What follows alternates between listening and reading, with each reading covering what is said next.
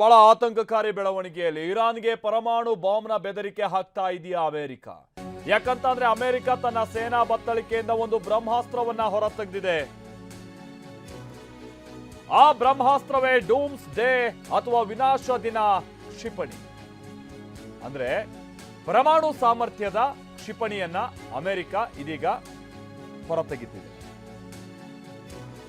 Minute man ಡೂಮ್ಸ್ day ಕ್ಷಿಪಣಿ, minute man 3 ಡೂಮ್ಸ್ day ಕ್ಷಿಪಣಿಯನ್ನ America ಪರೀಕ್ಷಿಸಿದೆ. ಹೌದು, Hiroshima Nagasaki ಮೇಲೆ 1945ರಲ್ಲಿ ಅಣು ಬಾಂಬ್ ಪ್ರಯೋಗ ಆಗಿತ್ತಲ್ವ. ಹಿರೋಶಿಮಾ ಮೇಲೆ ಲಿಟಲ್ ಬಾಯ್ ಅಣು ಬಾಂಬ್ ದಾಳಿಯನ್ನ ನಡೆಸಿದೆ. ನಾಗಾಸಾಕಿ ಮೇಲೆ ಫ್ಯಾಟ್ ಮ್ಯಾನ್ ಕ್ಷಿಪಣಿಯ ಅಣು ಬಾಂಬ್ ಅನ್ನ ಹೊತ್ತು ದಾಳಿಯನ್ನ ನಡೆಸಿದೆ. ಈ ಎರಡೂ ಬಾಂಬ್ ದಾಳಿಯಲ್ಲಿ ಸುಮಾರು 2 ಲಕ್ಷಕ್ಕೂ ಹೆಚ್ಚು ಜನ ಸಾವನ್ನಪ್ಪಿದ್ದಾರೆ. ಆದ್ರೆ ಈಗ ಪರೀಕ್ಷಿಸ್ತಾ ಇರುವಂತಹ ಮಿನಿಟ್ ಮ್ಯಾನ್ ಇದೆಯಲ್ಲ, ಈ ಎರಡೂ ಕ್ಷಿಪಣಿಗಳಿಂದ ಹಿಂದೆ ಪ್ರಯೋಗ ಮಾಡಿದಂತಹ ಕ್ಷಿಪಣಿಗಳಿಗಿಂತ ಬಹಳ ಭೀಕರವಾಗಿದೆ. ಸುಮಾರು 20ಕ್ಕೂ ಹೆಚ್ಚು ಪಟ್ಟು ಶಕ್ತಿಶಾಲಿ. ಮತ್ತೊಂದು ಕಡೆ ಕತಾರ್ ರಾಜಧಾನಿ ದೋಹಾ ಮೇಲೆ ಮಿಸೈಲ್ ದಾಳಿ ಆಗಿದೆ. ಇರಾನ್ ತನ್ನ ದಾಳಿಯನ್ನ ಮುಂದುವರಿಸ್ತಾ ಇದೆ. ಬಟ್ ಕತಾರ್ ಡಿಫೆನ್ಸ್ ಸಿಸ್ಟಮ್ ಆ ಮಿಸೈಲ್ ಅನ್ನ ಹೊಡೆದುರುಳಿಸಿದೆ ಅನ್ನೋದು ತಿಳಿದು ಬರ್ತಾ ಇದೆ.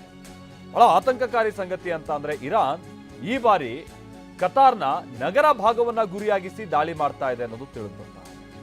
ಹಾಗೆ US ಜೊತೆಗೆ ಇಸ್ರೇಲ್ ವಿರುದ್ಧ ಮತ್ತೊಂದು ಕಡೆ ಇರಾನ್ ಬಹಳ ಏಕಾಂಗಿ ಸಮರವನ್ನ ಮುಂದುವರಿಸ್ತಾ ಇದೆ. ಆದ್ರೆ ಗಲ್ಫ್ ರಾಷ್ಟ್ರಗಳಿಗೆ ಹಲವು ದೇಶಗಳಿಂದ ಇದೀಗ ಬೆಂಬಲ ಸಿಗ್ತಾ ಇದೆ. ಹೌದು, ಇಂಗ್ಲೆಂಡ್ ಹಾಗೆ ಇಟಲಿ ಜೊತೆಗೆ ನ್ಯಾಟೋ ದೇಶಗಳ ಬೆಂಬಲ ಸಿಗ್ತಾ ಇದೆ. ಇದೀಗ ಇರಾನ್ ಏಕಾಂಗಿ ಯುದ್ಧವನ್ನ ಮಾಡ್ತಾ ಇದೆ. ಅದರಲ್ಲೂ ಕೂಡ ಯಾವಾಗ ಇರಾನ್ ಟರ್ಕಿ ಮೇಲೆ ಕ್ಷಿಪಣಿಯನ್ನ ಪ್ರಯೋಗ ಮಾಡಿದೆ ಅನ್ನುವಂಥ ವಿಚಾರ ಗೊತ್ತಾಯ್ತು. ಬಟ್ ಅಗೈನ್ ಅಲ್ಲಿ ಟರ್ಕಿಯ ಏರ್ ಡಿಫೆನ್ಸ್ ಸಿಸ್ಟಮ್ ಆ ಕ್ಷಿಪಣಿಯನ್ನ ಹೊಡೆದುರುಳಿಸಿದೆ.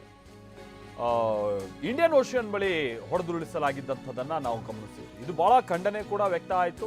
ಬಟ್ ಅಮೆರಿಕ ಇದನ್ನ ಸಮರ್ಥಿಸಿಕೊಳ್ತಾ ಇದೆ. ಈಗ ಹಿಂದೂ ಮಹಾಸಾಗರದತ್ತ ಮತ್ತೊಂದು ಯುದ್ಧ ನೌಕೆ ಹೊರಟಿದೆ, ಇರಾನ್ನ ಯುದ್ಧ ನೌಕೆ. ಈಗ ಶ್ರೀಲಂಕಾವನ್ನ ಸಮೀಪಿಸ್ತಾ ಇದೆ ಇರಾನ್ ಯುದ್ಧ ನೌಕೆ. ಆ ಯುದ್ಧ ನೌಕೆ ಮೇಲೆ ಅಮೆರಿಕ ಸೇನೆ ದಾಳಿ ನಡೆಸುವಂತ ಚಾನ್ಸಸ್ ಇರುವಂತ ಕಾರಣಕ್ಕಾಗಿ ನಾವು ಲಂಕಾ ಜಲಗಡಿಯನ್ನ ಪ್ರವೇಶಿಸಿ ಮುಂದಕ್ಕೆ ಹೋಗ್ತೀವಿ ಅಂತ ಹೇಳಿ ಆ ನೌಕೆಯಲ್ಲಿರುವಂತಹ ಸಿಬ್ಬಂದಿ ಮನವಿಯನ್ನ ಮಾಡ್ಕೊಂಡಿದ್ದಾರೆ ಅನ್ನುವಂಥದ್ದು ತಿಳಿದು ಬರ್ತಾ ಇದೆ. ಶ್ರೀಲಂಕಾ ಇದಕ್ಕೆ ಒಪ್ಪಿಗೆಯನ್ನ ಸೂಚಿಸುತ್ತಾ ಏನೂ ಗೊತ್ತಿಲ್ಲ.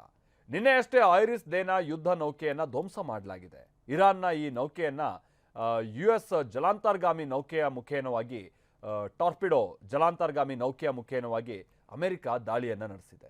ತೈಲ ಸಾಗಣೆಯ ಹರ್ಮುಜ್ ಜಲಸಂಧಿಯನ್ನ ಇರಾನ್ ಕಂಪ್ಲೀಟ್ ಆಗಿ ಮುಚ್ಚಿರುವಂತಹ ಕಾರಣಕ್ಕಾಗಿ ಭಾರತದ ಹಡಗುಗಳು ಸಿಕ್ಕಾಕೊಂಡಿವೆ. ಪರ್ಷಿಯನ್ ಕೊಲ್ಲಿಯಲ್ಲಿ ಸುಮಾರು 37 ಹಡಗುಗಳು ಸಿಕ್ಕಾಕೊಂಡಿದೆ ಅನ್ನೋದು ತಿಳಿದು ಬರ್ತಾ ಇದೆ.